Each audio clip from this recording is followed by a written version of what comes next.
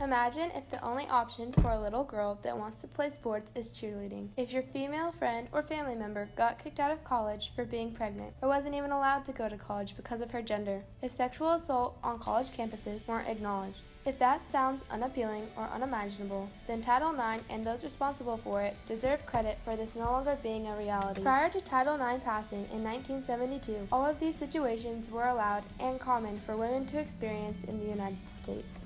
Title IX is important because it gave women the same rights as men to play sports, have the right to gain equal education, and protection from sexual harassment. Many activists and legislators worked to make Title IX the law of the land. Legislators Edith Green and Patsy Mink, along with activist Bernice Sandler, took a stand for women's rights by working to pass Title IX. These three women that took a stand rarely received the credit they deserve for the historic role they played in creating and protecting Title IX. Their stand to pass Title IX and protect it from being watered down led to women having equal rights and access to participate in sports and access to a proper education and legal protections for sexual assault. Before Title IX was passed, women playing sports was frowned upon. They had limited sports to choose from. Women were told they should be dancers instead of sports players. In athletics, girls and women dealt with discrimination, racism, prejudice, and ridicule. A woman could not get a credit card on her own bank account or even get a bank account. They could not serve on a jury and could not get birth control. Women also couldn't get an Ivy League education until 1969. Before Title IX, the number of female college athletics was less than 30,000 compared to the 200,000 today. They studied home economics instead of training for, quote, male-oriented job. Girls could become nurses and teachers, but not doctors or principals. There was no such thing as sexual harassment 40 years ago because, quote, boys will be boys, and sexual assault wasn't taken seriously, and if a student got pregnant, her education ended and it was her fault. During the passage of Title IX, there were many feminists and other activists fighting for a change. During the early 1960s, the women's rights movement began with the publication of The Feminine Mystique. The movement grew in popularity throughout the rest of the 1960s. Women were fighting for equal pay, the right to use contraceptive, and to have an equal place in society. The women that led this movement and the changes they created made Title IX possible. While Patsy Mink and Green later introduced the legislation to Congress. Alongside these people working to get this law passed was Bernice Sandler, an activist for Title IX. Despite the fact that all three of these women played an important role, Birch Bayh usually gets the most credit for Title IX and is referred to as the father of Title IX. Bernice Sandler advocated for protection from discrimination, sexual harassment, and equality in schools. She filed hundreds of complaints about how universities were discriminating against women. Sandler and Edith Green were first to propose Title IX. Sandler had a personal incident that inspired her to become an activist. I wanted to be a professor. I wanted to teach. I love to teach. I got into women's issues because I was teaching, a course or two all the time. I was getting my doctorate at Maryland in the School of Education, and I loved teaching. And finally got my doctorate and was still teaching, and they had 7 openings and didn't even think of me at all. It wasn't even considered. And I really am a good dynamic teacher and so forth. So I went to one of the guys and I said, they didn't even think of me. I need to know why. And then he said, without skipping a beat, let's face it, Bunny, you come on too strong for a woman. And I went home and I cried. Yes, I never should have opened my mouth in graduate school. I used to, was an active participant in the class and so forth. And my then husband was really quite good on this issue, and he said, are there strong men in the department? And I remember weeping and saying, yes, in tears. When he said, then it's not you, it's sex discrimination. And that had not occurred to me. And it took me a few weeks to put it together that something bad had happened and it was called sex discrimination. Up until that point, I was not interested in women's issues. I thought these were women, if they were, I hate to say this publicly, but it's true. It was true of a lot of women who did not believe there was discrimination because, after all, they compared themselves not to men, but they compared themselves to other women. But, in colonial days, if you were female and you left your husband, you could be arrested for stealing his clothes that you were wearing. And you probably never saw your children again. So the laws on women were really quite bad. And now people have a name for it, discrimination, which becomes very important because you could see it and understand it in a different way.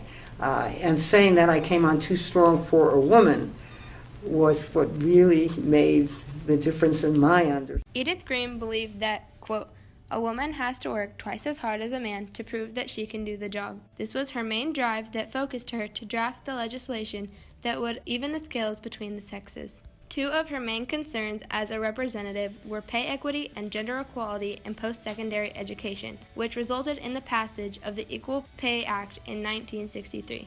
Although pleased by the passage of the groundbreaking bill, Green expressed that it took 8 years to persuade Congress that a woman doing identical work with a man ought to be paid the same salary.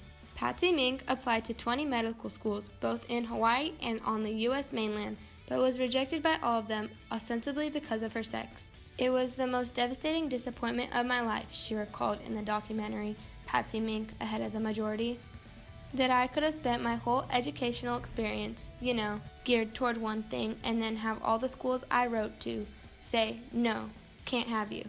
Negative life experiences like that and many others led Mink, once she was in Congress, to work on issues related to women, education, and equality. Her daughter, Wendy Mink, said her hope was that the next generation would not endure the same obstacles that she had to encounter. Title IX states that, quote, "No person in the United States shall, on the basis of sex, be excluded from participation in, be denied the benefits of, or be subjected to discrimination under any education program or activity receiving federal financial assistance." Title IX didn't face a lot of controversy as it worked its way through Congress. The law overwhelmingly passed. Controversy came after, when regulations were being written to implement and enforce Title IX. Many male athletic directors and coaches were upset because they believed it would cut funding from men's athletics and force schools to have less male athletes. These feelings led some in Congress to try and water down the law by attempting to pass an amendment stating Title IX shouldn't apply to college athletics. Men's coaches and members of Congress tried for 3 years to get men's athletics exempt from this law. Congresswoman Meek took a stand to preserve the original intent of the law. For 3 years, men's coaches lobbied to exempt college sports from Title IX. In July 1975, the final decision whether to keep sports part of Title IX came up for a vote. As debate began in the House, Mink got devastating news. Her daughter Gwendolyn was thrown through the windshield of a car. She got this horrendous call in the cloakroom. So she went back and she just went right out the door, as she should. We said, get out of here, go, So then there was the vote, and obviously she didn't show up on the roll call. The consequence of her leaving is that the principle of full equality for women in education died that day. Our side lost that vote by 1 vote. Mink, however, had a key ally, House Speaker Carl Albert. Because of Mink's family emergency, Albert scheduled a revote. With the Congresswoman back on the floor, this time the regulations to keep sports part of Title IX passed by 37 votes. Since Title IX's passage, the law has had a major positive impact on women. Women have had equal access to a higher education, can no longer be discriminated for being a pregnant college student. Female college employees are no longer paid less and relegated to women's colleges. Women have access to all college classes and sports, and colleges are now legally obligated to report and handle all sexual harassment complaints.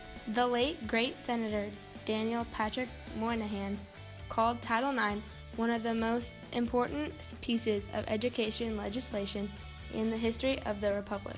Well, my experiences go back primarily to athletics since I've been at Humboldt. So when I first came to Humboldt in 1980, I was coaching men's soccer. And at the time when I came, there was a structure where the men coaches had a staff meeting and the women coaches of women's sports had a staff meeting. So it was a completely kind of separated program. And when I first got here, that changed and it became one. Title IX hasn't solved all gender inequity issues in higher education, but the stand that Bernice Sandler, Edith Green, and Patsy Mink took to make gender equality in higher education the law of the land has positively affected the lives of millions of women and changed American society for the better.